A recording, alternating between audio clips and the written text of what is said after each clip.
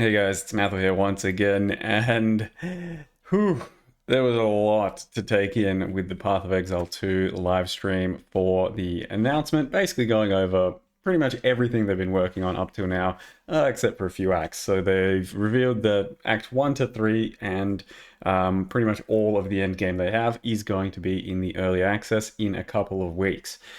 So that's the big news, and then everything that goes into that. I'm going to try and cover, I guess, most of the stuff that they've revealed, at least a little bit, just, quickly go over most things. If for some reason you didn't watch the reveal, which, yes, you did, but, I'll give some kind of opinions on that sort of stuff. Otherwise, you can check out my VOD for the live reaction of the whole thing. Basically, just a shit-eating grin from ear to ear the entire time, especially when we started out with the cinematic. The cinematic was just, finally some quadruple A quality stuff coming into PoE. And cinematics is something that's always been something that's kind of captured me, in the essence of the game. And this one was pretty crazy. It definitely had me feeling invested and wanting to know much more about the lore or the campaign, the storyline, whatever. So to kind of go over it a bit, obviously we got some kind of eldritch bastard dude. We got some of our, heroes, character class, whatever, and then we got some evil dudes as well. And all of a sudden, what you got yourself is a bit of a plot line and some bad stuff happening. So the beast, I think, supposedly maybe going to be unleashed upon the world, and some guy's doing is, causing all this. And that's likely what we're going to be chasing around in the campaign and, trying to see what happened and keep up with the corruption and whatever the fuck. Pretty cool shit. Like, I don't know. I was just super excited to watch the entire thing. And it's almost 5 minutes for the entire cinematic. It pretty much is 5 minutes. And it went by like that just because of how invested you are in the story and seeing the cool ass cinematic. It's the first time I've probably ever cared about the PoE world that we are inside. We then have the actual gameplay trailer for PoE 2 as well, and it looks like things are pretty fucking dark in PoE 2. I mean, they're obviously pretty dark in PoE 1 from the get-go, but this is new HD cooked level of madness from GGG level of dark, and there's blood, there's experiments, there's dudes getting cut in half, there's dudes getting ripped in half, there's fucking all kinds of crazy shit. And it looks like they're grounding it a bit more in reality. I mean, still obviously it's completely fictional, non-reality. It's just not like, cosmic mythical space shit. It's basically from the everything seems like it's tied more into ancient structures and history and ancient magics, stuff like that. So that's pretty cool to see. Passive tree looked wild. It looked very fancy. All the character models looked really insane. That got me super excited. Fucking demon lady action. As soon as I saw that, I was like, I'm pretty sure we get to play that, and I can't wait. I want to be demon lady. So that was a big hype moment. But then the gameplay is looking pretty clean, pretty crisp. It looks like it's going to be good old-fashioned PoE 1 once again, once you get to Endgame, where bitrate is tanking and, you can hardly see anything on your screen, and God forbid you're playing with 2 or 3 people, in which case, fucking forget about seeing anything. This reveal was absolutely huge, so this is basically the first look that we really got to see at end game content or the mapping system. It immediately reminded me of like Heroes of Might and Magic 3 kind of top-down map, but obviously we're not like running around this one. We are instead just kind of like mapping through this system, and what it's actually in the end kind of very similar to is Delve plus the current Atlas system. So as Jonathan said in the Q&A, you don't really feel like you're properly exploring the Atlas at the moment in our current game. Like, we have an Atlas, you got to tick all those maps, and that's fine, it's fun and it's good, but you're not really feeling like you're exploring it. And in this case, you're going to actually be feeling like you're exploring it because it's an ever-changing thing. Like, we all have our own different versions kind of RNG, and you're going infinitely outward, kind of like Delve, and just discovering other structures, discovering other zones, and putting in various maps and clearing various things. The other big thing about it is, it's probably worth mentioning right now, is the objective for every map isn't necessarily kill a boss. it's like, you know, clear a bunch of the monsters and like all of the rares, pretty much clear most of the map, but there won't be a boss in every map. And that actually seemed really clever, to just have the bosses be every few maps, so every 3 or 4, something like that. So then the bosses can be more rewarding and much more cooler, difficult fights. So there's going to be like 40 bosses from the get-go on the Atlas, and they're all going to feel kind of like boss fights. So I think that has potential to be really clever because, you know, that gives it some impact, some weight. But then it might also end up backfiring a bit where non-boss maps just feel a bit worse. So, you know, a bit less exciting. That's just something I want to mention there about that. But looks really cool. Can't wait to get into that. Of course, we have Atlas trees and trees for everything customizing. There you go, fighting as a demon lady. That's going to be one of the ascendancy type things. It's fucking crazy. It looks really cool. Another thing to mention and note, you can see that the damage that you've dealt to a boss. So basically, I think, you know, you don't get to necessarily see a DPS, but you can calculate it that way, because you're pretty much seeing how much damage you've done to a boss's life bar, and thus you can see how much life a boss has. That's pretty, you know, interesting, cool addition. Something that's pretty, you know, jumps out at you as you're watching it. And then, of course, we're going to have some pretty big bosses as well. So already the game's going to be shipped with bosses, a few pinnacles, a few really hard ones, a few, you know, chase endgame bastards. This is like Zesht, I think, the breach dude. Big old hands, big old hand action. Looked really cool as well. So pretty much everything looked insane, looked really cool. We were super happy to see it, and it's just the culmination of years of waiting for the next level ARPG that they've been cooking this entire time. And part of what, you know, you can get when you're listening to the Q&A is that everything here, or everything in Path of Exile 2, and I think is a good thing in the end, everything is kind of ever changing, ever moving, and ever being decided at the time. It's really cool that these guys just kind of, you know, making their game and then have ideas, decisions, whatever, and just on the fly go, yep, love that, gonna put that in, yep, gonna change that, oh, saw that over there, that seemed like a really cool concept or idea, think that'd be good for our game. And that's just why it's like kind of taking a while, I think, partially, because the scope of it keeps like opening up and keeps expanding, because they just keep having ever-changing ideas and, you know, things that they want to implement that will be a really cool idea. One of the big things for me on the reveal is Monk. So we have seen some Monk stuff in the past. We have seen some Monk stuff, you know, a little bit of gameplay, a little bit of demos and stuff, and I didn't really love it. But in this gameplay version and in this full reveal, I actually fell in love with Monk. Monk looked so fucking cool. I want to play Monk. I would have thought typically I did want to play Monk for these types of games, but the initial version of Monk to me didn't seem that cool. And in this, once they're giving us more of a fleshing out of the whole Monk, it seemed really cool. And it just looks fluid, and it looks impactful, and it looks like it's got flavor. And pretty much all of the classes actually seem like they've got their own identity and some really cool flavor to them. And I'm pretty excited for that as well. There's other stuff, like you can see as you're, you know, watching the announcement, that each of these things are going to have kind of like your gem system is going to have like various skills attached to various weapons and classes and shit. So, you know, a few little teasers there, here or there. Monk will be one of the things we can play because there's only 6 playable classes to begin with. And then there's a few that's going to be coming over the next year or so, because that's one of the things they've said, that early access will probably take up to about a year. So I would say, you know, maybe look forward to the full official release sort of thing by the end of next year, but prepare yourself for a longer wait. However, of course, you can get into early access right now if you've played for a long time and paid a lot of money. I think the threshold is $480. Or if you pay a $30 early access supporter right now, you can get in for that. Or just any of the new supporters as well that come with it. The warrior here is something that looked a bit clumsy and a bit slow in the past to me, and I didn't think I would love it.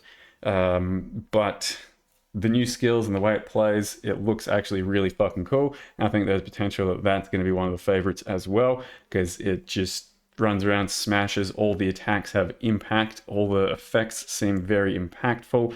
And once you, get a good feel for a build or something and have some good combos, I think this one's going to feel pretty sick as well. So the classes, I think, were a big thing. I don't want to go over each individual one. Watch the review yourself or my reactions through the VOD if you really feel like it. But each class had a pretty good flavor and aesthetic to it, and all of the ascendancies that they then released. Let's see, are they around here? Ascension there, yep. All the ascendancies were all kind of something pretty quirky. There was like a baseline one usually, so something like Ranger has a Deadeye, but then also a real weird one that's going to do some cooler shit. So those look pretty damn exciting as well, and the way that they've revealed you're going to ascend is in kind of a lab-like system, but not really. It's going to be using... Actually, let's talk about it in a sec. One other thing we'll talk about with the class is Mercenary. Mercenary looks insane. I did play a bit of crossbow action during my PoE 2 gameplay, a few months back, and it felt really good. It felt nice WASDing, being able to shoot on the fly. It was definitely designed like that. And it felt super good. Like you were blasting mobs, you felt like you were hitting really hard and crossbowing or like shotgunning, and it was a lot of fun. So this one, to begin with, by concept, I didn't think I would be enjoying too much either, but then having seen more about it and then also playing it a bit myself, I think it looks like it's going to be a lot of fun. The summoners look like they're going to be really, really good. As always, the summons look great, and then the system that they've used for it is going to be pretty cool, where you basically use your spirit, which is your extra like aura resource, as summoning minions, and there's a lot of quality of life that's gone into it. Like your minions get resummoned, and you've got better control of them. So there you go, that's that there. It looks like pretty good stuff. So like I said, I don't want to go over every single one, but also the sorcerers looked crazy. Like to begin with, it doesn't look that great, or doesn't feel that great because you got some cast times, you're a bit squishy. But the end game, and once the thing gets more developed, looks like it's going to be absolutely potatoes, just fucking blasting dudes from everywhere, and you will be blasting screens. The weapon swap tech, we've already been kind of aware of. I think that's going to be an absolute game changer because I already currently do some kind of, I try and weave certain things into a build, 2 things at a time sometimes, and use some kind of weapon swap tech. It's not too popular, it's not too common, but I do try and do it. And this is going to make it so much better and so different. And every one of your builds will potentially have like 2 builds baked into one of them, because you'll be able to split your weapon type into like 2. You have 2 different weapon types, entirely different ones even if you want, like a shield and a shield sort of spec in one side, and then like a proper attacking side, and then you'll be just doing your normal rotation. But then if you really need to go super defensive, boom, super defensive instantly at a snap. The ball lightnings look sick. It's all just crazy. The skills, the classes, they just look absolutely glorious. So we've then got support gems. That's something we're really going to need to play around with, but they've kind of streamlined the system as to getting support gems. You basically find a little thing, you unlock it, and then it'll give you a choice of support gem for your class. It'll show you the synergies, or the things that you can use for your skill and all that.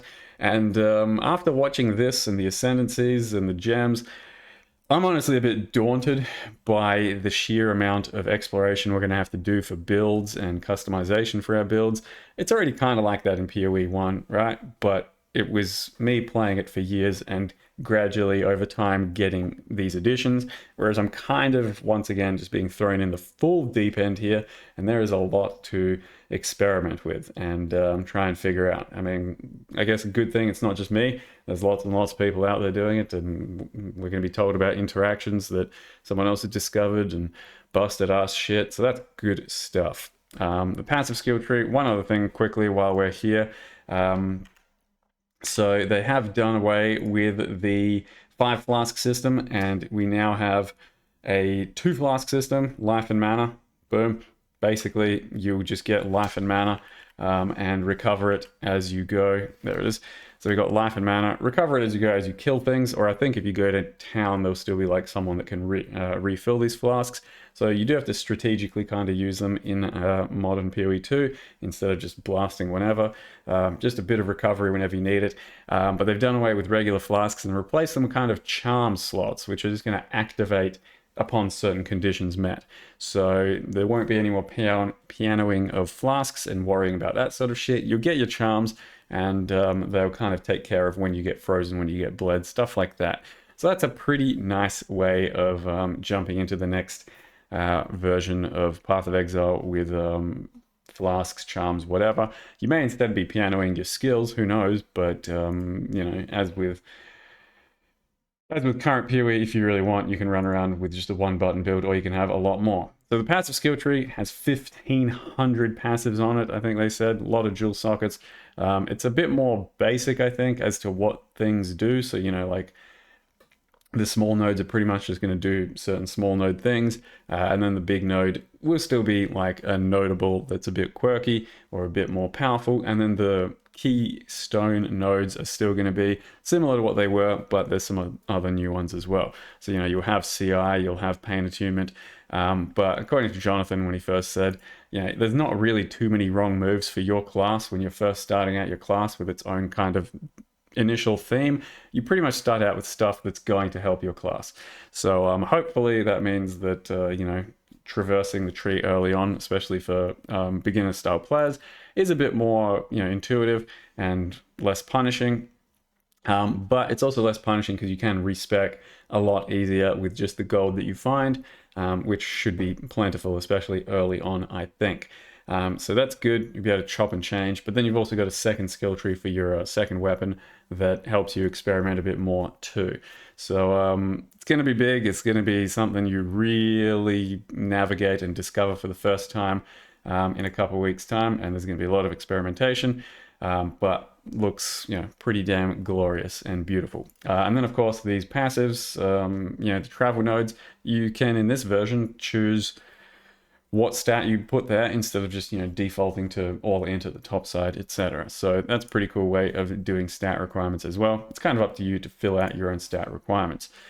So one of the keystones they teased is you can wield two-handed axes, maces, and swords in one hand, and then double the attributes. So you'll have two-handers. Fucking sick. And, you know, other games have tackled that before, and it looks like it will be delicious. So what else we got? Then items. Not sure what we really need to talk about here. Basically, items are going to be, you know, same as before, that we're kind of used to, but currencies will be a bit more plentiful or a bit different in the way you use them. So, like he said, exalted orbs are going to be very plentiful early on because they do want you to smash your gear and craft in certain ways when you first start out the game. Not sure how, you know, plentiful or how rare various currencies are going to be as we go. Maybe just, yeah, getting yourself to the blue item that you really like is going to be a lot harder, but then smashing it with extra affixes is always going to be a lot easier. There's a pretty deep version of crafting here that, you know, they did talk about a good amount, where essence is going to be relevant. Not really a crafting bench as such, but there's various other stuff. More to do with orbs. There's going to be a disenchanting system, so you disenchant your items if you don't want them anymore, and then get some you know, orbs or fragments back. And then lastly, there's going to be sockets in items, only up to like 2. So instead of, you know, 6 socket items like we currently have, that's still on the skill gems. And then like your big items can have 2 sockets, and then they're going to have runes inside them. And these runes are just going to be kind of like the old crafts from your crafting bench, where they can customize your item a bit more, help your item become a bit more something else. But then they'll also have slight alterations to what your things can do. So here's a socket on a hat, and then here's a rune that, god damn it, adds some cold damage, and for armor it adds some cold res. Like I said, a bit kind of like a current crafting bench, or for weapons, it kind of amplifies what the weapon's going to do a bit more and gives it a bit more identity, I'd say. You can then add sockets. You can use that with a certain bench. You can disenchant, like I said. So there's going to be a lot to do and figure out with this. Gold is going to be a good resource once again. We do have the currency market still going to be in place. You'll have a gambling item man that can give you gambling stuff. And then vendors themselves, they're saying, should have much more relevant items that you check every now and again. And, maybe there's something actually worth buying there. It's all gold based. So that's going to be pretty good stuff and pretty exciting. The Ascension, as I mentioned earlier. So basically, the way you ascend in this game, it's not really lab, but it can be kind of lab adjacent. There's going to be two versions of how you can ascend, and one of them is going to be kind of like Sanctum, what current Sanctum is, where you have to do a run of certain amount of resource that you have, where if you fall below that amount because you're getting hit too much, you lose the run. It's going to be very similar to Sanctum in how it plays out, but much, more deep, cooler version. And then you ascend and get some rewards outside of that once you're done with it too. The other version is going to be more like Ultimatum, but instead of just standing there doing an ultimatum, you're going into new rooms and doing new challenges, like killing a bunch of mobs or surviving an encounter. And then after a whole bunch of those rooms, where it progressively gets more challenging, you then ascend. So there's two different ways of tackling it, and they're both, I think, going to be pretty hard. But then here is what some of the ascendancies look like. You got a fucking time wizard. So you can become a time wizard as a sorceress or sorcerer. I don't know if there's a difference yet. And it looks pretty fucking sick, right? Like, it's got its own huge weird identity to it where you can control a bit more time. You can, blink back. You can freeze shit. Warrior one has some warrior stuff. What else is a really cool one that we should quickly go over? I did want to have a look at Demon Lady. I don't know where Demon Lady's going to be. Here, I think. Ba-bam. Demon form. So what it sounds like is this is kind of going to be what RF is, because it like consumes life or something when you're transforming into this version after meeting a certain requirement. So you need life regen to be able to counter it. So it's probably going to be a good way of eventually sustaining it. But to begin with, it's going to be something that's a bit of a special event. But it looks cool. We then have like Blood Mage, something like that, and has its own blood flavored stuff. There's a lot we could obviously talk about. The Mercenary, the Monk. The Monk has like a Warden built into it, current ascendancy of Warden, so one of them is going to be kind of like that, but in Monk form. The Mercenary has some pretty cool ones, like Witch Hunter and Gemling, so, stick gems in yourself, and the entire ascendancy is going to be based around gem buffs and whatnot, so it's a very different way of building a character. If we have a look at, like max res, per 3 blues and this sort of shit. So it's going to be an interesting one to build around. It's probably going to be like as powerful as things in the game currently can be, as opposed to just the ascendancy itself giving you lots of power. It's like more like a Pathfinder. Pathfinders are only as good as the current base game can let them be for skills and all that, and then there are a bunch of utility and quality of life and stuff. So yep, Ascension Trials, that's how we ascend. And mind you, that's 2 of the ways. They said that there's a 3rd way to ascend that's coming once they've got Act 4 done. So we did quickly go over the game structure as well, where, they could give us basically all the few acts and then some bare bones endgame, but instead they decided they've got the first few acts done, but everyone really wants endgame, so they started working much more on endgame. And that seems like a good direction. Like, yep, we'll get around to the other acts and get more of the lore and the campaign done later. But for now, we get to experience how Path of Exile is in the early game, and then delve into it in the end game and get a big feel for how fun that can be. Don't get too daunted by this or put off by this. 25 hours from Act 1 to 3, that's like they're saying for a new player. And you can imagine a new player is really slow at this sort of stuff, and they want to look at everything, they want to full clear everything. It's probably going to take most of us something like 15-ish hours for our first playthrough, my guess anyway. And then you'll be ready to speedrun it more, and then once you've got leveling uniques, you're just going to fly through those zones.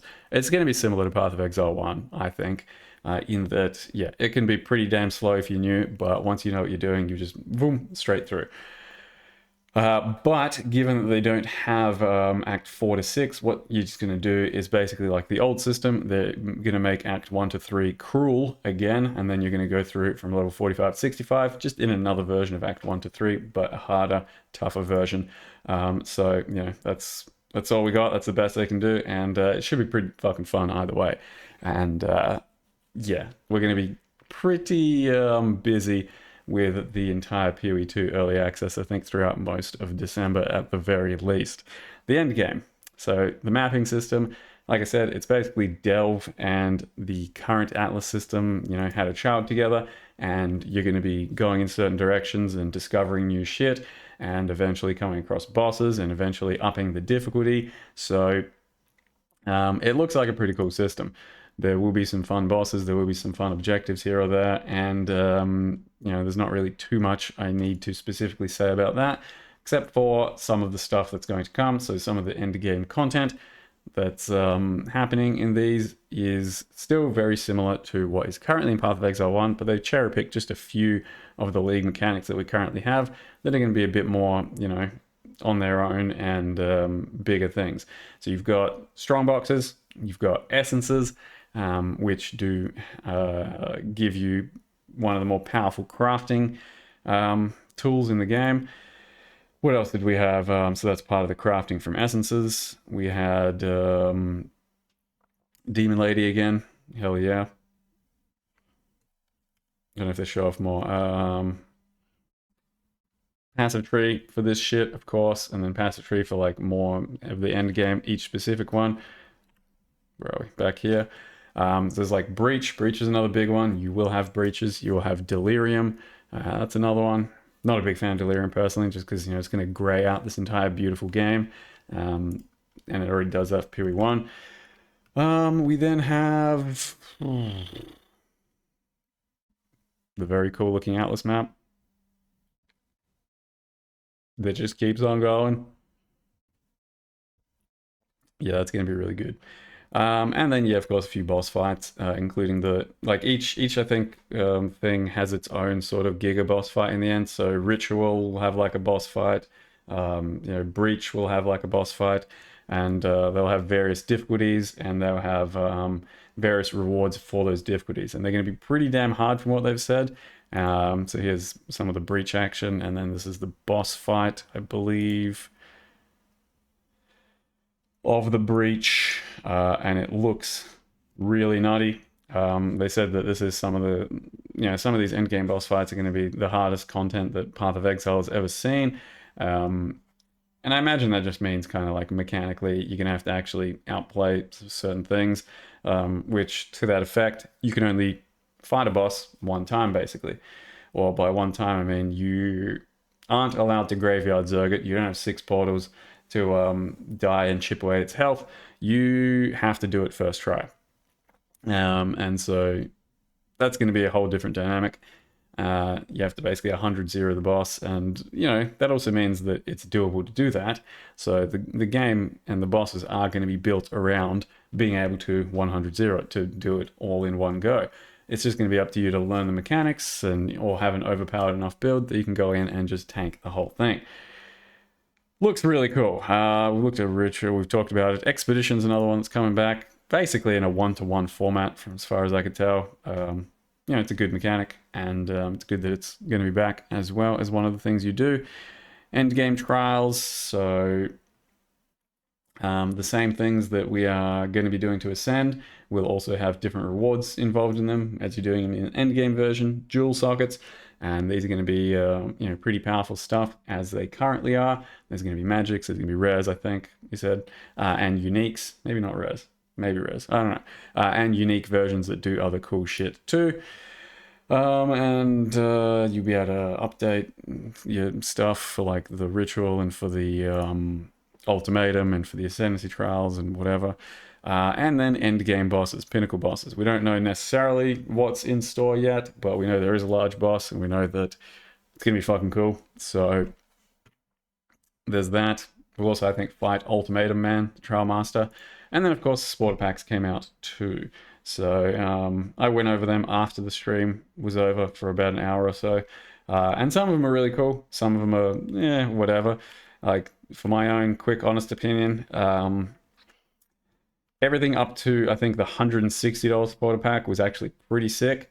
And I think the $160, if you've got big disposable money and you like pixels, the $160 pack should give you the best value for money. I think that pack looked really good. And then, good value up to that point for the hideout and some of the effects. I think the 240 was okay. And I didn't really love the 480. So, don't feel super compelled to spend that much if you don't really know, I'd say, but up to you. Some people really like the 240 and the 480, and then what goes into that. But this hideout is on the $100 one, and this hideout's insane. Big moving fucking town hideout thing. Yeah, there's a lot that goes into these spotter packs. You can watch my stream VOD if you want to see me play around with them and have more deeper opinions on all of that. And then they did give you another FAQ. So the Q&A with Ziggy D took like 3 hours, and they did cover a lot of stuff. They talked a lot of shit, just about how game development and stuff goes. So if you can't be bothered watching all of that, there's a bit of an FAQ here as well. We can just quickly cover. So in about 2 weeks, December 6th, that's when it's going to start happening, early access for this game. It will have leagues during like the early access of it, so probably every 3 or 4 months, something like that. But then they're hoping to have a full release and be adding content from like 3 to 6, Act 3 to 6, and finishing out the whole game over the next year, something like that. Current Path of Exile 1 won't be having a league like pretty much even mentioned until around February, and late February is what they'd be going for that league. So you can expect maybe around March is probably when you'll actually have a PoE 1 league. So $30 for the early access key to do just the earliest supporter pack, or if you spent $480 in the past, they will over the next 2 weeks be rolling out those keys to you, so you don't most likely immediately have it yet, but you will eventually. So yeah, there's that stuff. If you buy bigger supporter packs, you have extra keys and you can give some of those keys away to other people. So there's that. And all your micros should end up working from PoE 1 to 2, but initially only the more like newer ones that were made with both PoE 1 and 2 in mind should be working. So don't panic. Eventually all of them will, but you can imagine that that's a huge task to port everything from PoE 1, update it, put it into PoE 2. And some of them might still be scuffed as far as, I'm thinking. Stash tabs are also going to transfer over, of course, but then, for mechanics and leagues that stash tabs don't exist for in PoE 2, they won't exist for in PoE 2. So, not all of them are going to come over one-to-one because some just don't exist. And then there'll be new micros, but not initially in PoE 2. They'll just come out with them later as, game gets developed. And yeah, I think that's about it. Just a small summary video from me. Yeah, it's a lot to take in. I think we're going to be looking around Act 1 through to 3, and then the end game for a good solid couple months, and just exploring and enjoying at the same time as experimenting with builds and the new ascendancies. Even with only the 6 of them coming out, that is a just mountain of content and builds and interactions to experiment with. It's pretty overwhelming. And then there's still going to be another 6 classes, I think, coming later. So we're only like halfway there. It's going to be crazy. It's going to be very full on. Hopefully it all feels really good. It looks like it will, especially based on some of the footage of the higher tier gameplay. It's pretty fluid, pretty zoomy. And I think it should feel pretty similar to Path of Exile, but much more modern, and just a few less things to do initially when we're talking about pure endgame, but hopefully more satisfying, more rewarding things to do. And then, like I said, just a lot of exploration to begin with. Like, it's a big world out there, and we're going to be checking out all the bosses and all the zones, and hopefully just having a great time doing it. Yeah, man, I'm pretty pleased with everything I saw today. I hope you guys are as well.